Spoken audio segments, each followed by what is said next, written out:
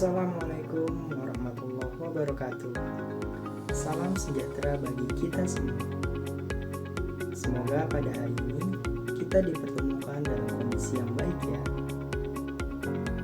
Pada video animasi pembelajaran microlearning yang kedua ini, kita akan membahas mengenai analisis data dari modul pengumpulan dan analisis data. Hakikat analisis data. Pada pendahuluan, data yang diperoleh dari hasil penelitian diolah untuk memperoleh jawaban empirik dari pertanyaan penelitian. Ada dua langkah yang dilakukan peneliti dalam mengolah data, yaitu statistik deskriptif dan statistik inferensial. Apabila peneliti hanya ingin mengetahui kondisi masalah yang ditelitinya tanpa melakukan kesimpulan, maka peneliti hanya menyajikan data secara deskriptif atau menggambarkan data yang telah terkumpul. Akan tetapi bila penelitian dilakukan pada sampel, maka analisisnya dapat menggunakan statistik deskriptif maupun inferensial. Masuk pada analisis data. Analisis penelitian data dilakukan untuk menjawab pertanyaan-pertanyaan penelitian dan menguji hipotesis penelitian. Namun, analisis data penelitianlah tidak serta-merta menyediakan jawaban terhadap pertanyaan penelitian. Diperlukan interpretasi atau penafsiran terhadap data yang diperoleh. Kegunaan analisis ialah meredukasikan data menjadi perwujudan yang dapat dipahami dan ditafsir hingga relasi masalah penelitian dapat ditelaah dan diuji. Kemudian dalam penelitian kuantitatif, khususnya dalam survei atau eksperimen, analisis data dilakukan secara deskriptif dan inferensial. Deskriptif berkaitan dengan bagaimana kondisi data dari apa yang diperoleh tanpa bermaksud membuat kesimpulan untuk sebuah generalisasi. Sebaliknya inferensial, sifatnya untuk memperoleh kesimpulan atau generalisasi terhadap populasinya. Analisis data dalam penelitian kualitatif dilakukan dengan cara mengolah data non-numerik, seperti teks, wawancara, observasi, dan juga dokumen. Adapun untuk turunannya yaitu untuk menemukan yang pertama, tema, yang kedua, pola, dan yang ketiga, makna yang mendalam. Kemudian statistik deskriptif. Deskriptif berkaitan dengan bagaimana kondisi data dari apa yang diperoleh tanpa bermaksud membuat kesimpulan untuk sebuah generalisasi dari ketiganya. Biasanya yang paling banyak dihitung adalah rata-rata dan simpangan baku. Mengapa demikian? Karena keduanya merupakan statistik cukup. Namun begitu, biasanya penelitian menambahkan informasi melalui distribusi datanya. Statistik inferensial. Statistik inferensial yang paling banyak digunakan adalah pengujian hipotesis. Adapun bentuk hipotesis yang diuji, diantaranya terdapat hipotesis deskriptif, hipotesis komparatif, dan yang terakhir ada hipotesis asosiatif. Untuk hipotesis deskriptif dijelaskan terkait dengan dugaan atau uji satu kelompok, yakni menguji dugaan terhadap nilai standar. Untuk hipotesis komparatif, yaitu dugaan ada tidaknya perbedaan antara dua kelompok atau lebih.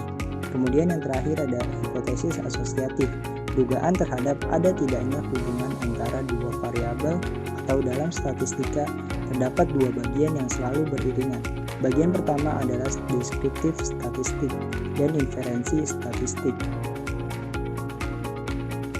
Masalah dalam inferensi yaitu menguji hipotesis. Dalam setiap kasus, peneliti pertama-tama mengajukan pertanyaan penelitian, tetapi prosedur untuk menjawab pertanyaan statistik lebih mudah diterjemahkan ke dalam hipotesis, yakni pernyataan tentang parameter populasi yang akan diuji. Dari situ, hasil pengujiannya akankah diterima atau ditolak. Inferensi. Dalam estimasi sampel, setiap diambil dan dipelajari dari inferensi atau simpulan tentang karakteristik populasi dibuat berdasarkan apa yang ditemukan tentang sampel tersebut.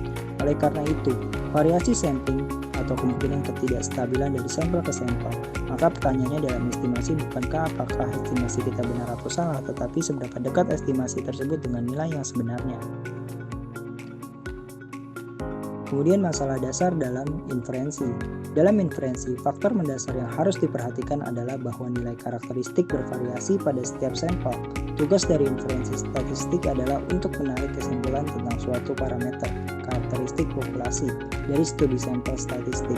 Kunci untuk semua masalah dalam inferensi statistik adalah untuk menemukan nilai sampel, apa yang akan terjadi dalam berkali-kali sampling, dan berapa peluangnya. Sampelnya diundi dan rata-ratanya dihitung.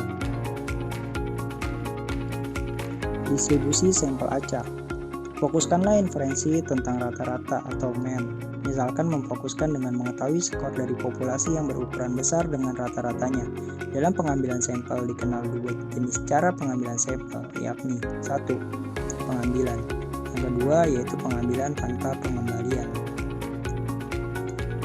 Kemudian dijelaskan pengambilan, yaitu dalam pengambilan sampel dengan pengembalian. Elemen yang telah dipilih dikembalikan ke populasi sebelum pemilihan berikutnya sehingga elemen yang sama dapat dipilih lebih dari sekali. Untuk pengambilan tanpa pengembalian dijelaskan sebaliknya. Dalam pengambilan sampel tanpa pengembalian, elemen yang telah dipilih tidak dikembalikan sehingga tidak dapat dipilih kembali.